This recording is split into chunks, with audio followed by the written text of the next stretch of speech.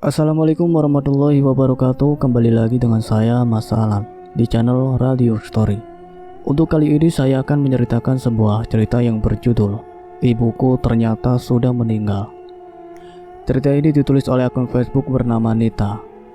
Bagi teman-teman yang ingin membaca langsung ceritanya, nanti silakan saja kunjungi linknya yang akan saya sertakan di kolom deskripsi.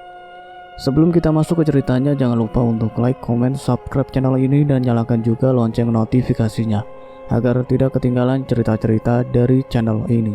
Dan seperti apa ceritanya? Mari kita dengarkan.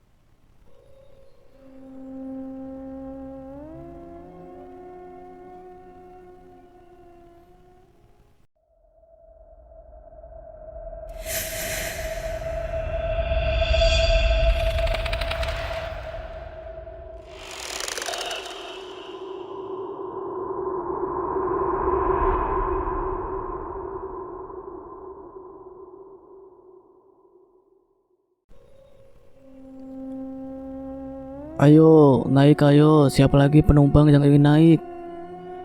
Suara supir bus membuyarkan lamunanku yang sedang membayangkan ibuku di kampung. Karena aku sangat merindukan ibuku, rasanya tidak sabar ingin segera bertemu dengan sang ibu. Sekalian memberikan kejutan untuk ibuku di kampung.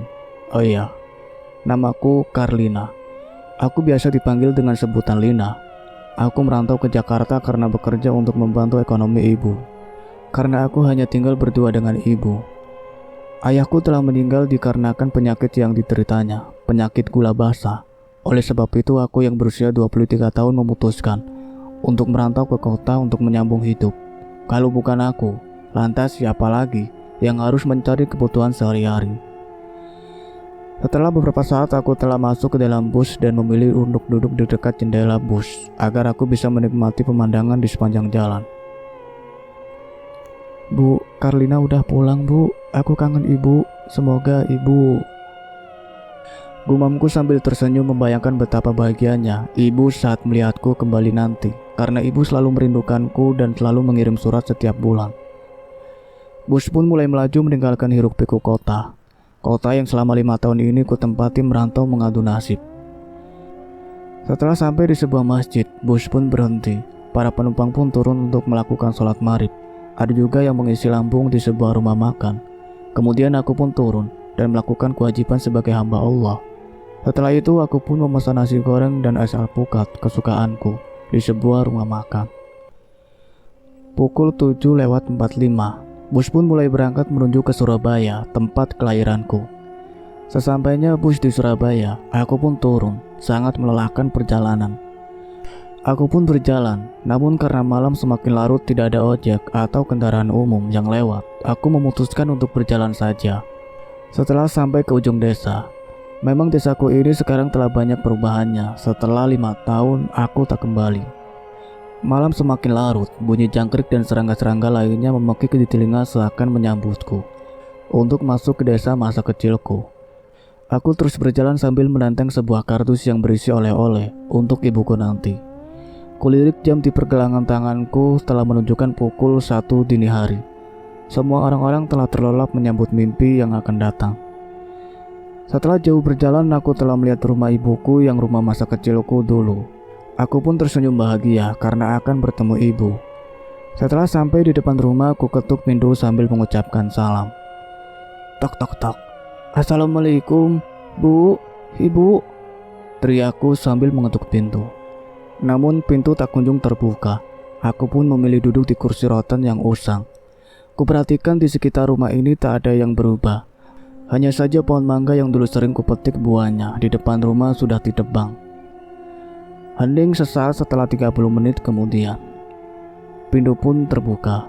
Kulihat ibuku berdiri dengan gaun hitam yang menutupi semua kakinya, dengan rambut terurai panjang dan indah. Namun wajahnya sedikit pucat. Mungkin ibu kelelahan, pikirku. Ibu, ini Karlina bu, aku merindukan ibu, ucapku memeluk ibu sambil terisak karena rindu yang begitu mendalam. Sudah Lando, hari sudah malam, ayo masuk, ucap ibu dingin sambil mengusap kepalaku.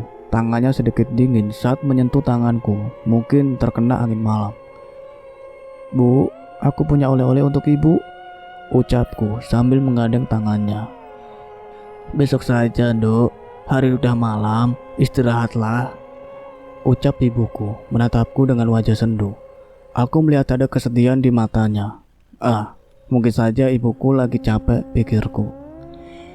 Aku pun segera masuk ke kamarku dan merebahkan di kasur busa milikku yang sudah lama kutinggalkan. Kulihat kamarku tak ada perubahannya, namun tetap bersih. Mungkin ibu yang membersihkannya. Ibuku memang pembersih orangnya. Anda sudah berapa lama aku tertidur? Aku mendengar suara azan subuh berkumandang dari masjid di seberang jalan di depan rumah ini.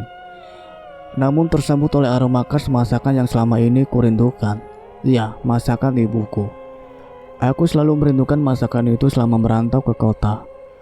Aku pun menuruni ranjang dan pergi mengambil wudhu ke kamar mandi, niatku untuk sholat subuh. Ketika aku akan pergi ke kamar mandi melewati dapur, kulihat ibuku memasak kali ini. Dia memakai gaun putih. Namun lagi-lagi, gaun itu sampai menutupi kakinya. Aku pun menunjuk ke dapur.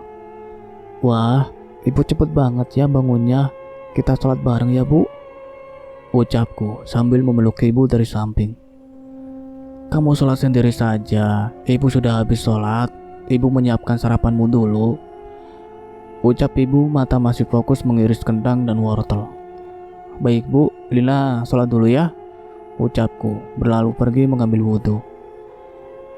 Setelah selesai sholat subuh, aku pun ke dapur untuk membantu ibu. Semua makanan telah tertata rapi di meja makan. Kulihat banyak nasi dan lauk pauk. Ada ayam panggang, ada tempe, ada kangkung, ada juga perkedel kentang. Ibuku memang pandai memasak. Walau sederhana seperti ini, aku sangat bahagia hidup bersama ibu. Hanya dia yang aku punya selama ini. Di meja makanku, lirik ibu diam saja. Dia seperti tidak merindukan kedatanganku. Mungkin hanya perasaanku saja. Usai sarapan, aku pun berlalu ke kamar, berniat mengambil sesuatu yang belum sempat kuberikan pada ibuku semalam. Bu, ini ibu suka nggak? Ucapku sambil memberikan ibu mukena yang bermotif bunga-bunga kesukaan ibu. Terima kasih, Dok, ucap ibu datar. Ibu nggak kangen ya sama Lina? Tanyaku dengan wajah cemberut. Ibu kangen sekali, Dok. Tapi kenapa kamu terlambat datangnya? Ucap ibuku. Entah kenapa ucapannya itu membuat bulu kuduku berdiri. Maksud ibu? Tanyaku dengan kening berkerut. Nanti juga kamu akan tahu sendiri, Dok. Maafkan ibu ya, ucapnya sambil berlalu dari hadapan masuk ke kamarnya. Ibu pun berlalu dari hadapanku masuk ke kamarnya. Namun kulihat ada yang aneh, ibu berjalan seperti tertati-tati. Siang kemudian aku mengetuk pintu kamar ibu karena dia belum keluar kamar juga. Aku mengetuk pintu kamar ibu ingin pamit kepada ibu untuk jalan-jalan keliling kampung sekalian ingin bertemu teman-temanku. Aku sangat merindukan teman-temanku juga. Dok, dok, dok. Ibu, buka pintunya, ucapku sambil mengetuk pintu kamarnya. Tiba-tiba pintu terbuka. Kulihat ibu berdiri dengan wajah yang sama seperti kulihat semalam. Iya, wajahnya pucat. Bahkan ibu lebih banyak diam. Padahal dulunya ibu sangatlah ramah dan sering menggodaku setiap saat. Ibu kini benar-benar berubah sejak aku pulang merantau. Mungkin karena ia banyak pikiran kali, pikirku. Bu, Karlina jalan-jalan keliling kampung ya. Rindu suasana desa. Ini, Bu, sekalian aku ke warung. Ibu mau titip apa? Kataku sambil memegang tangannya yang masih dingin. Pergilah, jangan lama-lama, ucapnya. Kemudian kembali masuk ke kamar dan menutup pintu dengan sedikit keras hingga membuatku kaget. Ibu kenapa sih gak kayak biasanya dia gitu, dan juga selalu pakai daster? Ibu kan gak pernah pakai daster dulu. Kan ibu selalu pakai gamis dan hijab. Kok sekarang ibu udah lepas hijab sih? Gumamku dengan raut bingung. Matahari pun mulai meninggi, burung-burung pun berkicau riang. Anak-anak di desa pun berlarian bermain bersama kawan-kawannya. Di perjalanan aku bertemu dengan seorang wanita parubaya yang berbadan sedikit kempal. Dia pun menyapaku. Genduk Karlina, ucapnya. Iya ini Bi Ijah kan? Balasku ramah. Masya Allah, iya Dok, ini Bibi Dok, kamu udah pulang Dok. Ucapnya memelukku, tangisnya pecah. Aku pun memeluknya dengan penuh haru. Dok, kamu mau kemana? Iki, kapan kamu balik? Ucapnya sambil sesekali terisak. Aku mau ke warung Bi, baru semalam aku balik Bi. Ucapku kepada Bi Ija. Aku pun berjalan mengikuti Bi Ija ke rumahnya, sebab beliau mengajakku untuk ke rumahnya. Sesampainya di rumah Bi Ija, aku disambut hangat oleh Mbak Tari, anak semata wayangnya Bi Ija. Lihat Dok, ini siapa? Ucap Bi Ija pada Mbak Tari. Ya Allah, Dek Karlina, kamu kapan pulang Dek? Adek, ucap Mbak Tari penuh haru. Sambil memelukku, aku pun membalas pelukan Mbak Tari. Ini diminum dulu tehnya Dok, ucap Bi Ija sambil membawa nampan berisi teh hangat. Ah, Bi Ija repot-repot, jadi gak enak lo aku iki. Ucapku malu-malu karena merasa sungkan. Ih, Delina, kayak sama siapa aja, gak usah sungkan gitu. Yuk minum, ngeteh dulu, ucap Mbak Tari sambil menyikutku pelan. Kami pun ngobrol bertiga di rumah Bi Ija. Lama kemudian aku pun pamit pergi. Mbak, Bibi, aku pamit dulu ya, kesiangan ini takutnya ibu mencariku nanti, ucapku pada mereka. Sesaat kemudian kulihat Bi Ija dan Mbak Tari saling pandang, kemudian menghela napas berat. Entah mengapa mereka bergelagat seperti itu. Bahkan di perjalanan kampung tadi orang-orang sini menatapku dengan rasa iba. Entah mungkin hanya perasaanku saja. Dok, kamu yang sabar ya. Ikhlaskan semua yang terjadi. Bibi turut perhatian atas semua yang menimpa kamu. Perbanyak sholat juga. Harus tabah ya Dok, ya? Ucap Bi Ija membuatku bingung. Maksud Bibi apa ya? Bi, maaf, aku gak paham. Ucapku benar-benar tidak paham. Kemudian Bi Ija menarik nafas dalam-dalam dan hendak bercerita. Apa kamu tak dengar kabar kalau tidak baik menceritakan orang yang sudah tiada, Bu? Ucapan Bi Ija terputus saat suaminya keluar dan berdiri di ambang pintu. Kami bertiga pun menoleh ke arah pria parubaya yang tak lain dan tidak bukan adalah Pak Seno, suami Bi Ija, ayahnya Mbak Tari. Maaf Pak, Dok Lina, kamu yang sabar ya. Dok, ikhlaskan semuanya. Ucap Bi Ija kelakapan membuatku semakin bingung dibuatnya. Singkat cerita, aku pun pergi dari rumah Bi Ija hendak pulang ke rumah.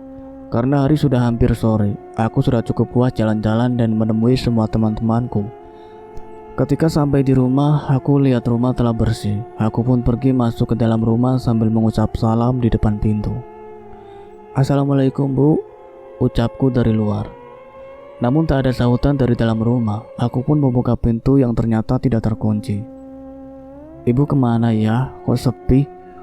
Gumamku sambil celingukan mencari keberadaan ibu. Beberapa saat kemudian hening dan aku mendengar suara senandung dari arah kamar mandi dan juga suara gemerisik air seperti orang yang sedang melakukan aktivitas dari dalam kamar mandi. Aku pun melangkah mendekatinya. Kemudian aku mengetuk pintu kamar mandi. Tiba-tiba suara senandung dari dalam pun terdengar jelas. Kemudian aku mengetuk pintu kamar mandi. Dok, dok, dok. Ibu di dalam gak? Tanyaku. Kemudian hening. Aku pun berniat membuka pintu kamar mandi. Ternyata benar, ibu sedang keramas membasahi rambutnya. Sesaat kemudian ia menghentikan aktivitasnya dan mendongak menatapku. Tubuhku pun gemetar, lidahku keluh. Aku ingin berteriak namun suara ini hanya tertahan di tenggorokan. Tubuhku seakan terkunci. Kulihat wajah yang mirip ibuku perlahan hancur dan suara tawanya menggelegar di kamar mandi. Membuatku semakin tegang dan ketakutan luar biasa. Mereka jahat Dok. Sosok itu menangis. Jarak wajahnya dan wajahku pun hanya sejengkal saja. Pergi, kamu jangan ganggu aku. Tidak. Pekiku terbata-bata sambil menatap wajah dengan kedua tanganku. Tiba-tiba aku terbangun dan ternyata semua hanya mimpi. Aku ketiduran di sofa ruang tamu. Namun ternyata ibuku telah duduk di hadapanku dengan tatapan kosong. Aku pun bangun dan memeluk ibuku. Ibu, aku mimpi buruk Bu, ucapku memeluk ibu. Ikhlaskan semuanya, Nduk. Tiba-tiba ibuku berkata sambil melepaskan pelan pelukanku. Maksud ibu apa? Kataku pada ibu. Nanti juga kamu akan mengetahuinya sendiri. Jawaban ibuku. Entah mengapa sejak kepulanganku dari kota selalu saja jawaban itu yang ibu ucapkan. Maafkan ibu ya, Nduk. Ibu gak bisa nemanin kamu.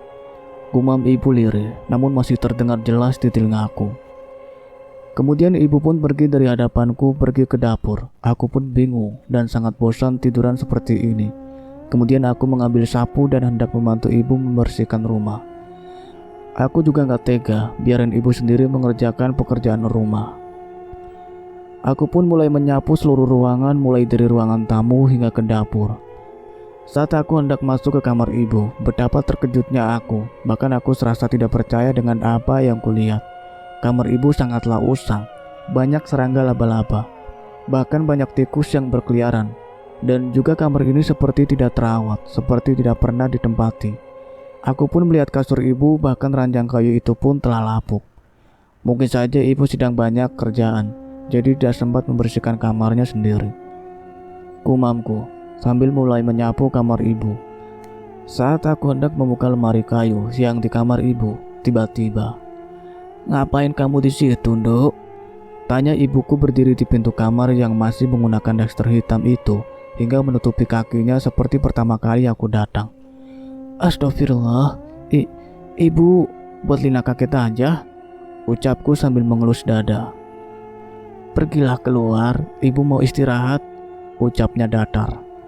Tapi kamar ibu kotor banget, aku bersihin dulu ya bu, ucapku sambil menatapnya penuh semangat. Tidak perlu, keluarlah, ucap ibu sambil mendorongku pelan, kemudian dia menutup pintu. Aku pun bengong, dan tiba-tiba suara pintu diketuk dari luar. Aku pun keluar membuka pintu. Setelah aku membuka pintu, ternyata itu adalah Pak RT bersama Ustadz muda yang bernama Rizal. Aku dan Ustadz Rizal hanya terpaut 2 tahun. Iya, Ustadz Rizal sekarang umur 25 tahun, sedangkan aku 23 tahun. Pak RT dan Ustadz Rizal, mari masuk dulu, ucapku sambil tersenyum ramah. Tidak usah Nak Lina, kami di sini saja, kami juga gak lama kok, ucap Pak RT. Kemudian Pak RT dan Ustadz Rizal pun duduk di kursi rotan yang ada di teras rumah. Kalau boleh tahu ada apa ya Pak RT sama Ustadz Rizal datang bertandang ke rumah saya maghrib-maghrib begini? Ucapku dengan hati-hati agar mereka tak tersinggung. Kulihat Pak RT dan Ustadz Rizal menghela napas dalam-dalam dan kemudian mengembuskannya perlahan. Lina, kamu yang tabah ya atas apa yang menimpa keluargamu. Maaf, kami baru bisa mengucapkannya sekarang karena sejak kejadian itu saya tidak ada di sini. Sehingga saya tidak bisa mencegah semua yang terjadi pada keluargamu, ucap Ustadz Rizal yang turut diangguki Pak RT.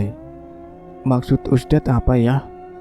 Tanyaku bingung dan heran, sebab sejak kemarin orang-orang mengucapkan belasungkawa kepadaku. Aku semakin bingung dibuatnya.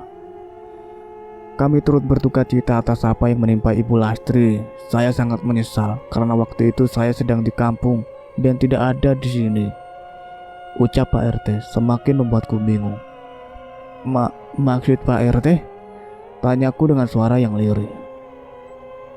Turut berduka cita atas apa yang menimpa ibumu 2 bulan yang lalu. Insya Allah ibumu sudah tenang di alam sana. Dek. Ucapan Ustadz Rizal membuat jantung bergedup kencang seakan aku salah dengar. Tubuhku bergetar hebat, bahkan darahku pun berdesir kencang. Tetapi sesaat kemudian aku langsung terkekeh. Ustadz Rizal bercanda kan? Ucapku sambil terkekeh dengan apa yang dia ucapkan itu. Kulihat Ustadz Rizal dan Pak RT menghela napas, kemudian Pak RT berucap, saya tahu kamu sangat kehilangan ibu kamu, Nak Lina. Tapi semua ikhlaskan kepergiannya, biar dia tenang di alam sana, ucap Pak RT. Lagi-lagi membuatku lemas, namun aku tetap kekeh dan tidak percaya. Ibu ada di kamar, istirahat enak saja. Bilang ibu saya udah gak ada. Pak RT dan Ustadz Rizal bisa aja. Ibu saya tuh ada di dalam, lagi istirahat, dan dia baik-baik saja toh, Ibu saya sehat gak kenapa-napa, masa bilang gak ada? Ucapku tertawa sambil memegangi perutku yang sakit karena tertawa candaan mereka sama sekali tidak lucu bagiku. Maaf Lina, kami berbicara fakta. Adanya baik jika kamu masih sangat terpukul dan belum percaya ibumu telah meninggal. Besok kami akan mengantarmu ziarah ke makam ibumu, ucap Pak RT sambil menatapku sendu. Sementara Ustadz Rizal celingukan dan sesekali ia beristighfar sambil memandang ke arah pintu kamar ibu. Entah apa yang dilihatnya, ia seperti tak nyaman. Baik Lina, sebaiknya kamu sholat dulu. Besok sore kami akan kesini dan mengantarmu ke makam ibumu, ucap Pak RT. Kemudian mereka memberi salam dan pamit pergi meninggalkan aku sendiri di teras rumah yang masih tertawa dengan ucapan mereka. Kemudian aku masuk dan mengunci pintu dari dalam. Usai sholat maghrib aku belum juga melihat ibu. Entah di mana, kamarnya pun sangat gelap gulita. Aku tak melihat ibu lagi sejak ia pamit istirahat sore tadi. Kemudian aku pun memutuskan untuk ke dapur memasak nasi dan memanasi lauk yang dimasak oleh ibu. Mataku pun tertuju pada panci yang setahuku di dalamnya adalah opor ayam buatan ibu siang tadi. Setelah aku membuka panci itu, betapa shock dan terkejutnya aku melihat isi di dalam panci itu, yang ternyata isinya adalah belatung dan juga air yang berwarna keruh. Bahkan aromanya pun sangat busuk dan anyir. Tiba-tiba, aku pun memuntahkan seluruh isi yang ada di dalam perutku karena tak mampu menahan mual. Tiba-tiba dari arah belakang ada seseorang yang mengelus pundakku dengan lembut. Ketika aku berbalik badan, ternyata dia adalah ibu. Anak ibu kenapa? Ucap ibu lembut, namun entah kenapa ada nada kesedihan di saat dia berbicara. Enggak apa-apa bu, aku mual aja gara-gara nyium bau tak sedap itu.